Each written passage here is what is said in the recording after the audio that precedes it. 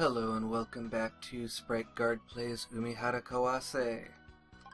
I've been working on some tricks, still not really getting to a place where I feel really confident, but I've kind of been playing around with just the different ways that I can interact with this first level, trying to get better at this jump because right now I'm pretty unreliable and pretty slow at it, and this is one of the jumps that's most important for getting through this level quickly.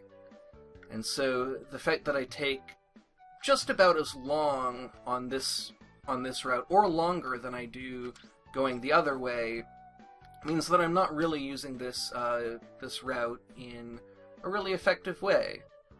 But then I've been working on things like this, just little jumps like that are kind of fun stuff just to do, because you have 5 minutes on every level, and if you're not doing a speed run, it's fun to just mess around, and that's something that I've been kind of trying to focus on because... Whoops! Well, I made it over that fish, but then I fell straight down here. It's something I've kind of been trying to focus on because I'm trying to be more aware of passive learning, which is something that I kind of struggle with. One of the ideas that I really had when I first started this channel, that I really wanted to push hard, and that I've sometimes succeeded at, sometimes not so much, is the idea of just the learning process, really looking at the learning process, and really emphasizing the idea of just being really kind to yourself as being important to the learning process. I think that I try to show it in my actions in this channel. I don't know if I always do very effectively, but I think it's good to just say it sometimes. Be kind to yourself. I had a teacher who would say that really often, and I think it's really important. And one of the biggest challenges I have with that is in this passive learning where you're not practicing, because you know, I can do something like this jump here. Well, not like that. But, you know, I can take something like this jump here and I can just do it over and over. And just keep trying it again and again and again. And that's something that I really understand. That is an aspect of learning that I really feel like I have a handle on. It's something that I feel like I'm really able to do. And I feel like I'm learning when I'm doing that. But I've been trying to pay more attention to the kind of learning that I do when I'm just playing the game, because I'm getting a lot better at just moving Umihara around, at getting her to shoot in the direction that I want her to shoot, and getting her to bounce in the direction that I want her to bounce. And I'm getting better at seeing what's on the screen and seeing what's happening, understanding why things are happening the way that they are. And the way that I've gotten better at that is just by playing it. There's not any tricks or techniques. I didn't sit down and learn anything. I just played the game, and gradually I've been getting better at it. And it's a testament to this game's difficulty that I'm only just now really feeling like I'm starting to do that. That I'm starting to get a handle for what's going on in this game. But that's the kind of passive learning that I often forget about, and so I often get very hard on myself when I'm not practicing, when I'm not doing the really rote practice of just focusing on getting something drilled into muscle memory, when I'm not learning new ideas or working on new approaches, when I'm just messing around.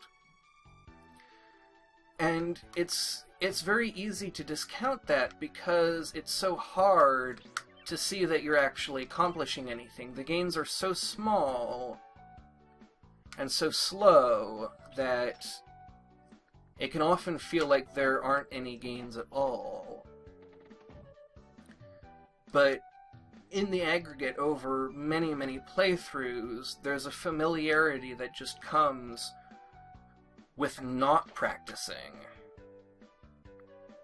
And I've been fumbling quite a lot, but one of the other things that I talked a little bit about in the Pavel Quest video, is that I'm really trying to focus on my emotional response, because I did a lot of work into getting my emotions under control in terms of not getting angry at the game, but I haven't done a lot of work about not getting angry at myself and about how I hold the lessons learned and the falls. And I think because I've been recording these and trying to make some kind of entertainment with these videos, I've also been really hard on myself for not producing the kind of play that I would want to watch.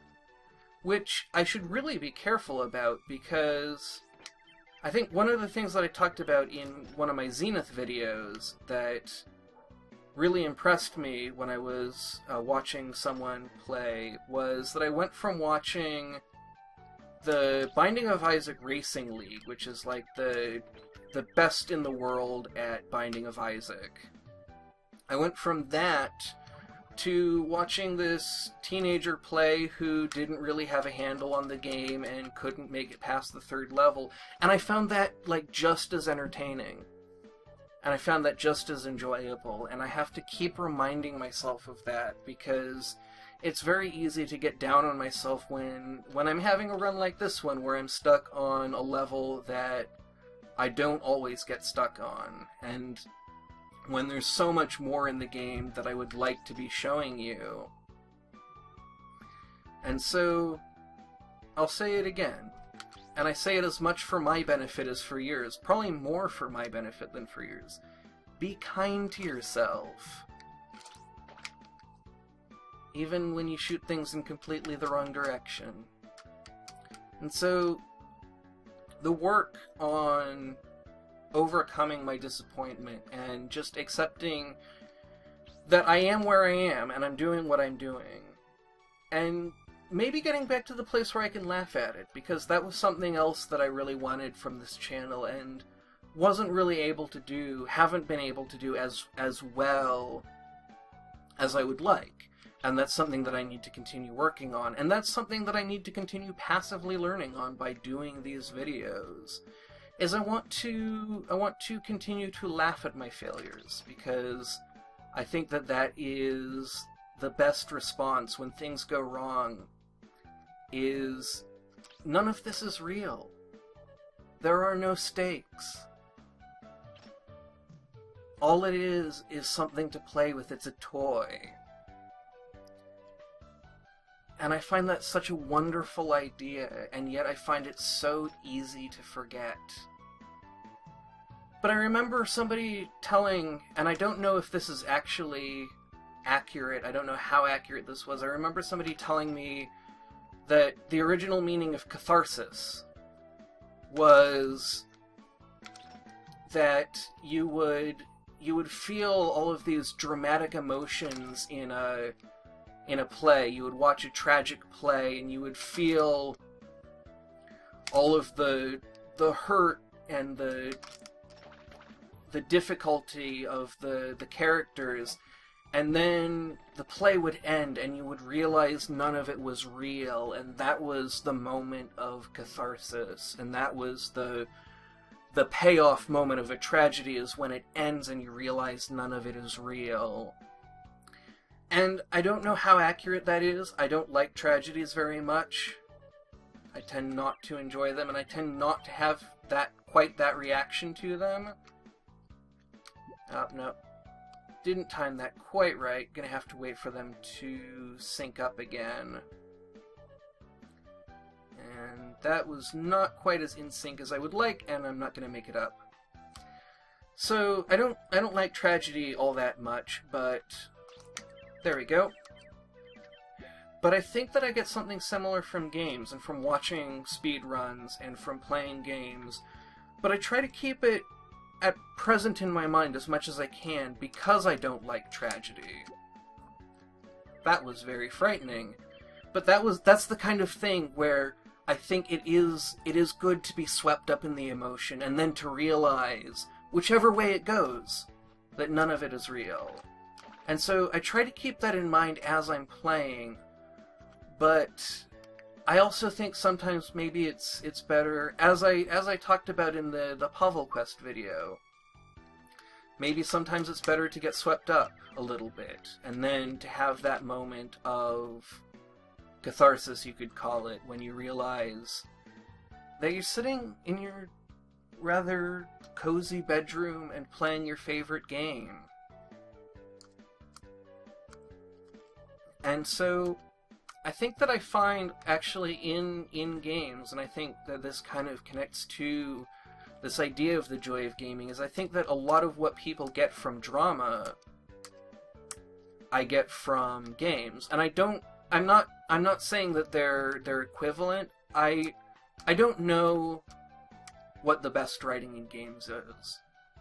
There are a lot of games that I've been told are phenomenally well written that I have just not gotten around to playing. And so I don't know what the best we have to offer is, but I know that what I've seen has not generally been the kind of writing that really teaches me something about what it means to be human. I was too bad about that last one, because I got the jump on the right frame. Nope, not working. I haven't really played that many games where the writing, taught me new things the way that I often hear, especially my dad talking about drama and literature.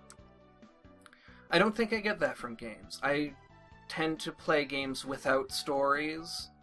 I tend to play games when they do have stories that are the kinds of stories that I like and that I find safe and kind of comforting, because, as I mentioned, I don't like tragedies all that much.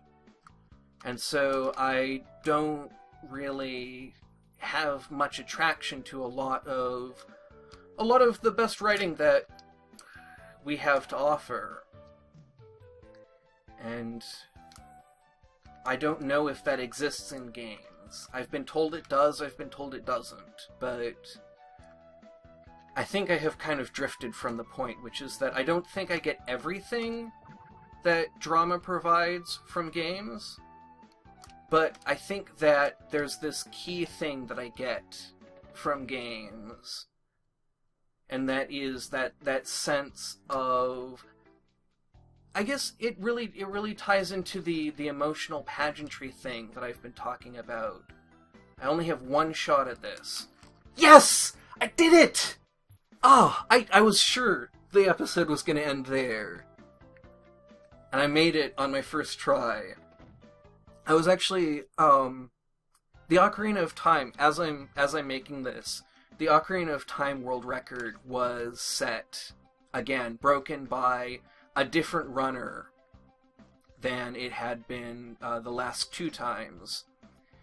And I was watching the video, and I was reading some of the comments on that video, and one of the comments that I really liked was, there's a very, very difficult trick that can take several tries, even in the world record run before that.